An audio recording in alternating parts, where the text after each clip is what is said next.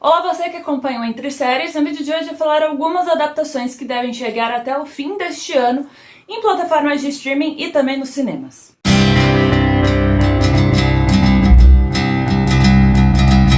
Antes de começar o vídeo, eu peço aqui para você curtir, compartilhar e se inscrever no canal, caso não seja inscrito. Também para acessar as redes sociais do site, que estão todas na descrição, porque por lá você recebe as principais notícias do mundo da TV, do cinema, livros, games e também críticas, dicas e muito mais. É importante aqui dizer primeiro, né, que eu selecionei algumas produções que eu particularmente estou bem mais animada para assistir nos próximos meses. Não necessariamente eu li esses livros, mas tem um elenco que eu gosto ou produções grandiosas que me deixam um pouco animada para o que está por vir. Lembrando também que você pode deixar aí nos comentários as suas adaptações favoritas que devem chegar em breve, tanto nos cinemas quanto também nas plataformas de streaming, e também, talvez, no próximo ano, e assim também outras adaptações desse mundo literário. A primeira produção que eu vou falar aqui é Vermelho, Branco e Azul, que chega em 11 de agosto no catálogo do Prime Video. O filme é inspirado no livro de mesmo nome, da Casey McKinnon, que foi lançado em 2019 lá nos Estados Unidos e aqui chegou, se eu não me engano, em 2020, mas saiu uma edição mais recente agora em 2022, que é bem bonita, aliás. O livro é basicamente a história do filho da primeira mulher presidente dos Estados Unidos e um príncipe do Reino Unido, que nunca foram um com a cara muito um do outro, só que um pequeno acidente acaba fazendo com que eles comecem a conviver um pouco mais, para não criar um problema internacional, e eles acabam formando tanto uma aliança, né, uma amizade, e também desenvolvendo ali sentimentos mais profundos, um relacionamento amoroso. Esse filme vai contar com o Taylor Zakhar Perez e o Nicholas Galitzine no elenco. Eles são os protagonistas, o Taylor interpreta o Alex e o Nicholas interpreta o Harry. E o que eu gosto bastante do livro em si é realmente através dos e-mails que eles mandam um para o outro e que você consegue perceber tanto a didática, né, como cada um se comunica ali, mas também todo o amadurecimento deles envolvendo as suas próprias personalidades, as pessoas ao seu redor. Então é bem legal ver isso, principalmente porque eles não são tão adolescentes, eles ainda estão ali saindo da adolescência, iniciando a fase adulta, mas não é extremamente adolescente e também não é extremamente adulto, o que torna tudo um pouco mais interessante em aspectos. Espero muito? Não tanto, porque eu acho que não podemos colocar expectativas lá no alto, mas é um filme que pode atrair bastante gente para assistir. Segunda adaptação que eu vou falar aqui é Toda a Luz que Não Podemos Ver, que vai ser lançada em 2 de novembro no catálogo da Netflix. Essa minissérie, em 4 partes, ela é inspirada em um livro vencedor do Pulitzer, que é o principal prêmio envolvendo a escrita que alguém pode ganhar. O livro foi escrito pelo Anthony Doerr, eu acho que é assim que se fala, e foi lançado em 2014 lá nos Estados Unidos. Essa minissérie foi criada tanto pelo Stephen Knight, que escreveu todos os episódios, e também pelo Sean Levy, que muita gente conhece por causa de ser um dos produtores de Stranger Things e também de Shadow and Bone. Esse livro conta a história, é ambientado na Segunda Guerra Mundial, que a premissa é muito simples, né? Que é sobre uma garota cega e que ao lado do pai acaba fugindo quando o exército alemão nazista acaba invadindo Paris. Ela acaba se refugiando na casa de um tio, e isso tem vários anos e tudo mais. E enquanto ela tá lá refugiada, que o tio, aliás, é bem paranoico, de certa forma correta, né? Mas ele realmente tem ali uns traços mais aflorados, pelo que eu posso entender, de toda a invasão, né, de todo o caminhar do exército nazista. E quando ela tá lá refugiada, ela acaba formando uma amizade improvável com um soldado nazista que ele foi forçado a entrar por exército e também que vai acabar questionando, obviamente, se a luta é realmente boa como dizem que seja, que é, e obviamente não é. A Arya Mia Luverti é a protagonista, que e no elenco ainda tem o Mark Ruffalo, o Hugh Laurie, a Louis Hoffman, o Lars Eidinger e outros nomes também estão no elenco. Como eu disse, estreia dia 2 de novembro no catálogo da Netflix. As primeiras imagens já foram divulgadas e estão belíssimas. E é uma minissérie, série limitada em 4 capítulos de provavelmente mais de 1 hora. Esse livro, especificamente, eu não li e possivelmente eu não vou ler por causa da temática um pouco mais pesada. Eu não estou numa fase que permite com que eu leia alguns tipos de narrativa, mas é um livro que, por ter ganhado o Pulitzer, me chama a atenção. E isso por si só eu acho que já deve colocar no radar de muita gente. Próximo filme que eu vou falar, ele vai ser lançado nos cinemas e é um que eu estou extremamente ansiosa para assistir, por algumas razões, mas principalmente porque eu sou apaixonada por este universo.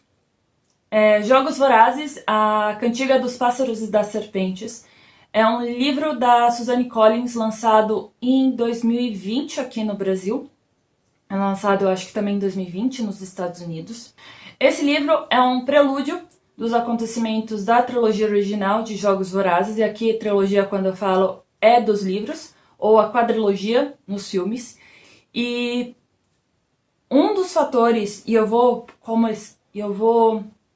falar mais sobre isso exatamente quando eu entrar na parte do enredo em si, né, da sinopse base que eles estão trabalhando. Um dos motivos para ficar tão ansiosa para essa adaptação é exatamente que retorna ao universo de Jogos Vorazes, que eu acho que tem muito potencial dentro dele, tá? Mas eu gosto muito que a Suzanne Collins não fica utilizando dele de uma forma tão exacerbada, né? Tão exageradamente. Porque eu acho que isso aqui pode acabar destruindo a franquia mesmo assim. Principalmente porque ainda é uma distopia, ainda trabalhando com jovens adultos, né, ou saindo da adolescência, início da fase adulta, e nisso tudo a gente entra no enredo, que é ambientado na 10ª edição dos jogos, né, não necessariamente 10 anos depois que Panem foi fundada, mas 10 anos depois que o Distrito 13 foi destruído, né? É basicamente isso. E nessa 10ª edição eles estão pensando que precisam reinventar de alguma maneira os jogos, e para isso chamam mentores. Um desses mentores é o Coriolanus Snow.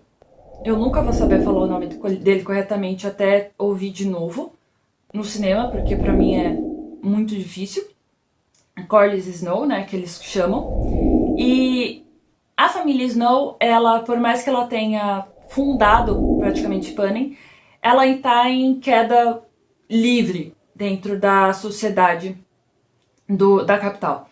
Eles não têm os melhores apartamentos, eles não têm as melhores roupas, nem nada disso, e o Snow é selecionado para ser um dos mentores.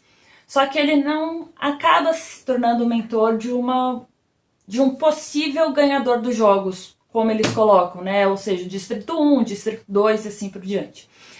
Ele é colocado como mentor da Lucy Greybird, que é atributo do 12º Distrito, e nisso ele acaba reinventando toda a narrativa que coloca dentro do Distrito 12, exatamente para conseguir com que ela chegue o mais longe possível na cabeça dele nos jogos.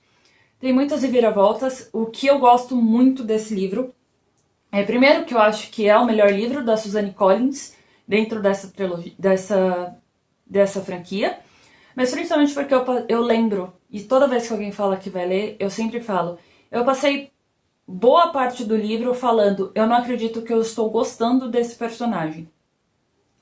porque a gente sabe como ele termina. E não é que ele é um bonzinho, ele nunca é bonzinho, mas a Suzane foi capaz de criar uma narrativa tão boa, né? Por falta de adjetivo, eu acho que no momento, com que a gente percebe que ele tem razão, entre aspas, nas ações dele. Obviamente não tem, tá? E eu acho que isso é que a gente precisa colocar sempre como foco, que tudo bem você gostar de vilão e nem todo vilão precisa ser injustiçado. Às vezes é só um bom vilão mesmo e tá tudo certo. E isso que faz uma narrativa, um bom enredo, uma boa construção de personagem. Mas enfim, dentro disso a gente conhece outros personagens mais a fundo e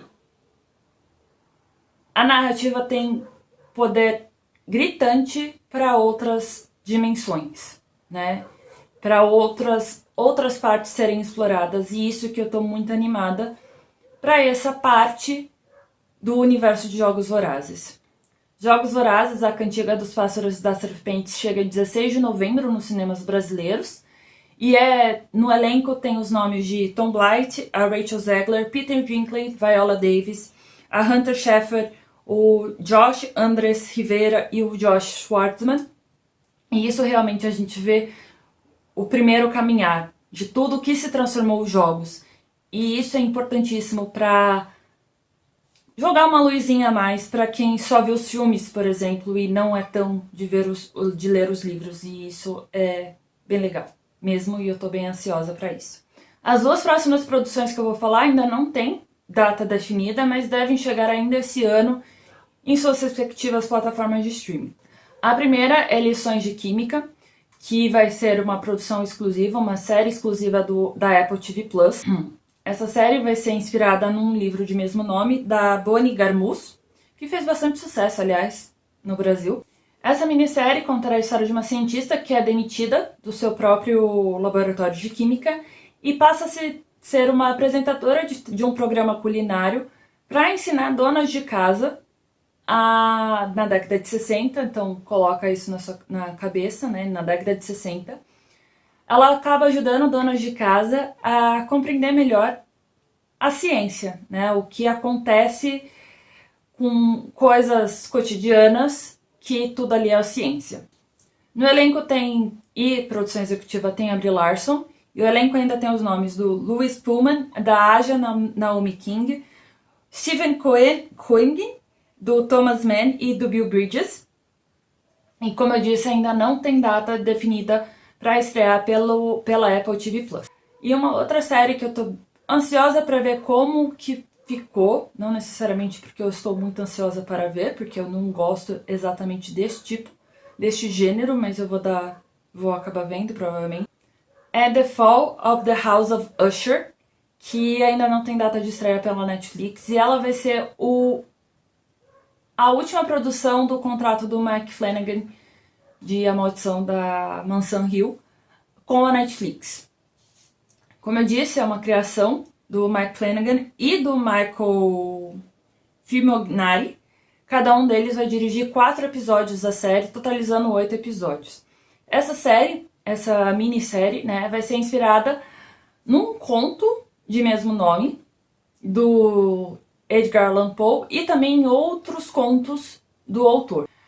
A história basicamente é no livro, tá? No conto em si, a história de um narrador que não tem nome, que acaba recebendo a carta de um Roderick Usher e falando que esse Roderick, está muito doente e tá achando que vai chegar nas últimas e pede para esse narrador não identificado, não nomeado, ir visitá-lo.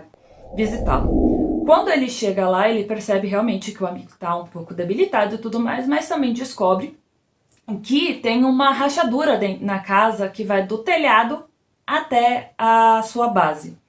E, ainda sobre isso, melhor dizendo, ele descobre que Madeline, que é a irmã do Roderick, também está bem doente e bem mais nas últimas que ele. E com isso acaba acontecendo várias coisas estranhas, né? E que começam a assustá-lo de diferentes maneiras. No elenco estão os nomes de Bruce Greenwood, da Carla Gugino, do Mark Hamill, da Mary McDonnell, Raoul Cole, que é quase certo, né, em todas as produções do Mike Flanagan, do Michael Trucco e da Willa Fitzgerald. Como eu disse, não tem data de estreia, provavelmente deve chegar ali entre setembro e novembro, ali para pegar o mês do Halloween mesmo, que eu acredito que tenha mais a ver com a temática da série. Vou falar aqui de outras adaptações, mas que eu não vou trazer tantos detalhes assim, porque algumas delas são bem conhecidas já e tem já bastante conhecimento fora disso, mas também algumas que podem intrigar bastante. Primeira é The Crowded Room, que é uma série limitada com Tom Holland, com a Amy Rossum e Amanda Seyfried no elenco. A minissérie começa a ser exibida a partir do dia 9 de junho pela Apple TV+. Essa minissérie é inspirada em um livro que traz a história do primeiro homem que foi absolvido de um crime seríssimo, alegando um transtorno dissociativo de personalidade, de identidade, melhor dizer. Segundo é The Haunting in Venice, que vai ser inspirado no livro Halloween Party, da Agatha Christie. Vai ser a sequência do Morte no Nilo e Assassinato no Expresso do Oriente.